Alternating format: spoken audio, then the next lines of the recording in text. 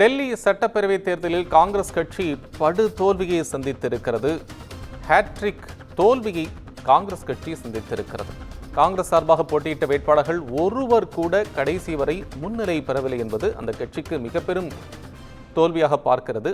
போட்டியிட்ட அனைத்து தொகுதிகளிலுமே முன்னிலை பெறாமல் தோல்வியை சந்தித்திருக்கிறார்கள். தோல்வி குறித்து கருத்து தெரிவிக்க இந்த கட்சியினுடைய பொதுச்செயலர் பிரியங்கா காந்தி மறுப்பு தெரிவித்திருக்கிறார். இன்னும் தேர்தல் முடிவுகளை சரியாக பார்க்கவில்லை என்றும் செய்தியாளர் கேள்வி கேட்டபோது அதற்கு பதிலாக கூறியிருக்கிறார். நம்முடைய கருத்துக்களை பகிர்ந்து கொள்வதற்காக ஆம் ஆத்மி கட்சியினுடைய தமிழக தலைவர் திரு வசீகரன் அவர்கள் இணைப்பில். வசீகரன் சார் வணக்கம், நன்றி இணைப்பில் வந்தமைக்கு. இந்த தோல்வியை நீங்க எப்படி பாக்குறீங்க? ஜனநாயகத்துல வெற்றி தோல்வியை நம்ம ஏத்துக்க தானே வேணும். இன்னும் நம்ம அது வலுப்பது இல்லை. இது இந்த தேர்தல் கடந்த தேர்தலில் அதுக்கு முதல் தேர்தலில் தொடர்ந்து 3 தேர்தலாக நாங்கள் வெற்றி பெற்றுக்கிட்டே இருக்கோம். மக்களுக்கு அதாவது நல்ல வெல்ஃபேரை நல்லது செஞ்சு கொடுத்து ஓட்டு வாங்கி நாங்கள் ஜெயிச்சுட்டு இருக்கிறோம். இந்த தடவையும் நாங்கள் அதே மாதிரி தான் எல்லாமே நாங்கள் செஞ்சிருக்கிறோம். மக்கள் நல்லா இது பண்ண. ஆனால் இந்த தேர்தலில் பாரதிய ஜனதா கட்சிங்கிறது தேர்தல் ஆணையத்தையும் கையில வச்சுக்கிட்டு ஒரு அடாவடியான ஒரு அரசியலை இன்னைக்கு அவங்க பண்ணியிருக்கிறாங்க. தரம் தாழ்ந்த ஒரு அரசியலை இந்த தேர்தலுக்கு யுக்தியா பயன்படுத்தி இருக்கிறாங்க. ஏன்னா அவர்கள் ஓட்டுக்கு பணம் கொடுக்கறது, மற்றபடி கிட்டத்தட்ட அரவிந்த் கெஜ்ரிவால் தொகுதியிலேயே கிட்டத்தட்ட 40,000 வாக்குகளை நீக்கி இருக்கிறாங்க. இப்படி ஒவ்வொரு தொகுதியும் நிறைய தொகுதிகள்ல குறைவான வாக்கு வித்தியாசத்துல தான் இன்னைக்கு வெற்றி தோல்விகள் இருந்துகிட்டு இருக்கு.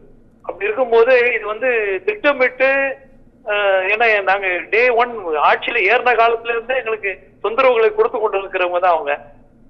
அதனால அதே மாதிரி பொய் வழக்குகளை போட்டு மக்கள்கிட்ட ஒரு இமேஜ் டேமேஜ் பண்ணணுங்கிறதுல அவங்க தீவிரமா இருந்தாங்க. அதை அவங்க அந்த வகையில ஒரு தவறான அரசியலை சக்சஸ் பண்றதுல வெற்றி பெற்றிருக்கிறாங்கன்னு தான் சொல்லணும்.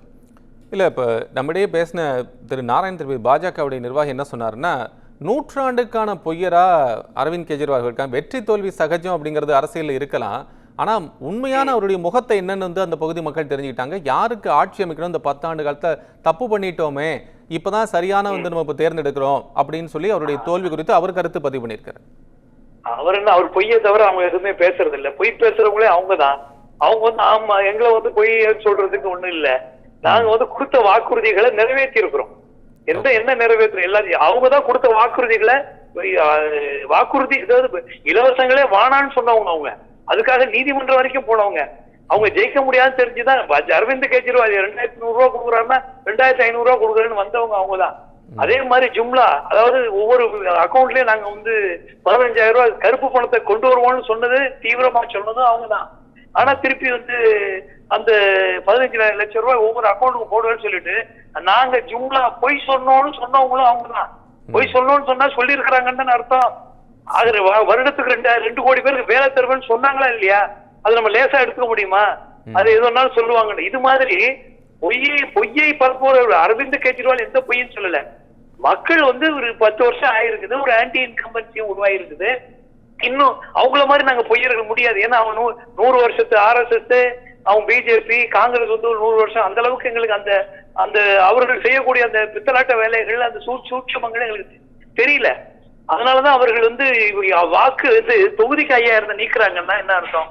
ஆக இவர்கள் மொத்தமாகவே தேர்தல் ஆணையத்தை தன்னுடைய சொந்த கம்பெனி போல வச்சு அவங்க இந்த வேலையை செய்திருக்கிறாங்க. இது அவர்களுக்கு வெற்றி அல்ல.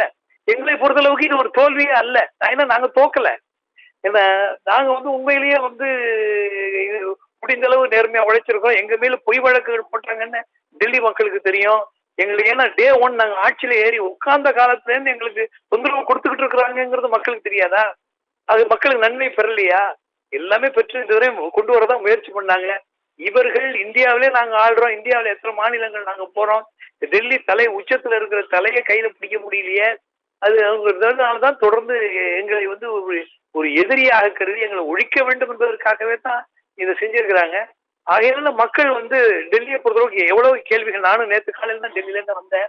அங்க மக்கள் எல்லாம் கேட்டுறாங்க, ஓட்டு போட ரெடியா இருக்கு, அந்த ஓட்டு உங்களுக்கு சேருமாங்கிற சந்தேகம் மக்கள் மத்தியில இருக்கு. இந்த சந்தேகங்களை போக்க வேண்டிய தேர்தல் ஆணையம் இன்னைக்கு வரைக்கும் அந்த பர்சன்டேஜ் கூட கரெக்டா சொல்ல முடியல.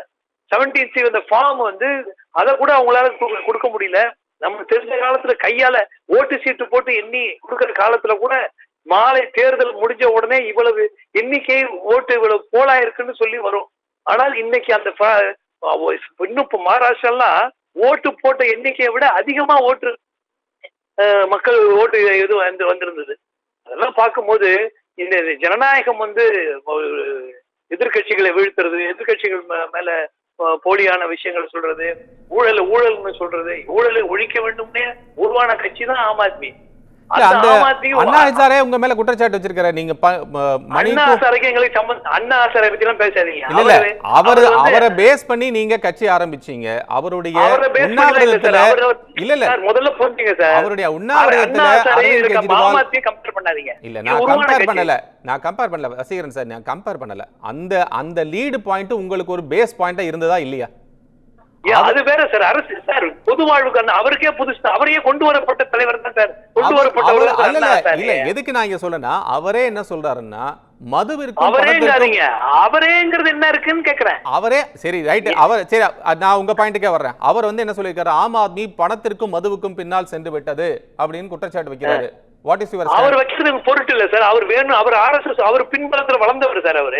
அவர் அதைத்தான் அவருக்கு ஆரம்ப காலத்துல ஏற்றிட்டு இருக்கிறாரு. உங்களுக்கு வேணும்னா மக்கள் எடுத்துக்கீங்க மாற இல்ல, உங்களுக்கு வேணும்னா அண்ணா சார் எடுத்துக்கிறீங்க, வேண்டாம்னா அவர் RSS பின்புலத்துல நாங்க எங்களுக்கு தேவையில்லை சார், தேவையில்லைங்கிறேன் நானு. அவர் ஆரம்ப காலத்துல ஊழல் ஒழிப்பு இயக்கத்தை உருவாக்குனதுல அவர் ஒரு பங்களிப்பு இருந்தது. அதுல அவர் பங்களிப்பு மட்டும் அவர் முன்னிறுத்தப்பட்டாரு, அவ்வளவுதான். அதுக்காக அவரை நாங்க வச்சுக்கணும்னு அவசியம் கிடையாது. நாங்கள் அரசியல் வழியே நாங்க கையில எடுத்தோம். அதனால அரசியல்ல நாங்க போயிட்டு இருக்கிறோம். 2015 டெல்லி தேர்தல்ல அண்ணா ஹசாரேயோட புகைப்படத்தையோ அவருடைய இமேஜையோ நீங்க யூஸ் பண்ணல இல்லையா சார்? அது வேற சார். நீங்க அதையே திருப்பி காலங்காலமாவும் சொல்ல முடியாது சார். நம்ம அன்னைக்குள்ள சூழல் அவர் மாற்றத்தை கொண்டு வர வேண்டும்ங்கிறதுக்கு வந்தது. அவர் இருந்தாரு, அவர் மாறிட்டாருங்கிறப்ப நாங்க மாற முடியுமா? ஓகே, அவர் மாறிட்டாரு. ஓகே ஓகே, அவர் மாறிட்டாரு. அவர் மாறிட்டாருங்கிறதுக்கு நாங்க அரசியல் மூலமா நாங்க வெற்றி பெறணும், மக்களுக்கு சேவை செய்யணும் நாங்க நினைச்சோம், நாங்க வந்தோம். அது அவர் விரும்பலங்கிறப்ப அதுக்கு நம்ம பொறுப்பதாரி ஆக முடியாது இல்ல. இப்ப பெரியார் கழகம் அவங்க திராவிட கழகம் நிக்கிறது இல்ல. அதுக்காக அவங்க அதே வரையும் அவரையும் கம்பேர் பண்ண முடியுமா? இல்ல இப்ப இந்த அமலாக்கத்துறையுடைய வழக்கு கீழே கொண்டு வரப்பட்டதுனால அவங்களுடைய உண்மை முகம் தெரிஞ்சிருச்சு. அரவிந்த் கெஜ்ரிவால் யாரு, மணிஷ் சிசோடியா யாரு அப்படின்னு தெரிஞ்சிருச்சு. சத்யேந்திர ஜெயின் சிறைக்குள்ளேயே அவருடைய தேவையெல்லாம் பண்ணிட்டாரு அப்படிங்கிற இதெல்லாம் தான் பாஜகவுடைய குற்றச்சாட்டு சார். இப்ப நான் ஆட்சியில இருக்கிறதுனால இப்ப நீங்க இவ்வளவு பேச்சு பேசுறீங்க. நாளைக்கு நீங்க போனாலும் உங்க நிலைமை, அதாவது என்னன்னு கேட்டா வேண்டுமென்றே செஞ்சதுதான் இது எல்லாமே. வழக்கு இது யாருக்கும் தெரியாதா? அது அரவிந்த் கெஜ்ரிவால் இந்த மாதிரி வழக்குல பொய் வழக்குல கைது செய்யப்படுறாருங்கிறது தெரிஞ்ச ஒண்ணு. அங்க பெயில் கொடுக்குற மெத்தடே புரிஞ்சது இல்ல. பெயில் என்ன மாதிரி பெயில் எல்லாம் கொடுத்தாங்க? ஒரு வழக்கு பெயில் கொடுக்கும்போது இன்னொரு வழக்க போடுறீங்க. அப்ப அமலாக்கத்துறையும் உங்கள்கிட்ட இருக்குது, இன்கம் டாக்ஸும் உங்கள்கிட்ட இருக்குது, சிபிஐயும் உங்கள்கிட்ட இருக்குது. ஆக எல்லாத்தையுமே வச்சுக்கிட்டு நீங்க இவ்வளவு பெரிய அதிகாரத்துறை இருந்துகிட்டு அதனுடைய விளையாட்டு தான் இதே தவிர, அதாவது ஊழலை ஒழிக்கணும்னு ஆரம்பிக்கப்பட்ட கட்சி தான் ஆமா இருக்கு, அது சந்தேகம் இல்லை. அதனாலதான் நீங்க ஸ்ட்ராட்டஜியை ரெடி பண்ணி இந்த ஊழலுக்கு எதிராகவே ஊழல் பண்ணதாவே எங்களை ஆக்கி இந்த அளவுக்கு பண்ணிருக்காங்கன்னா அவங்க மிகப்பெரிய ஸ்ட்ராட்டஜிஸ்ட் தான், நான் மறுக்கல. ஆனா ஒரு விஷயம் என்னன்னா, இது வரைக்கும் மத மோதல்கள் பண்ணாங்க, மதத்தை வச்சு பிரிவினைகளை ஏற்படுத்துறாங்க, போலரைசேஷன் பண்ணாங்க. இப்போ இந்த டெல்லி தேர்தல்ல அவங்க பண்ணல, அவங்க நிறுத்திக்கிட்டாங்கன்னு நான் சொல்லல.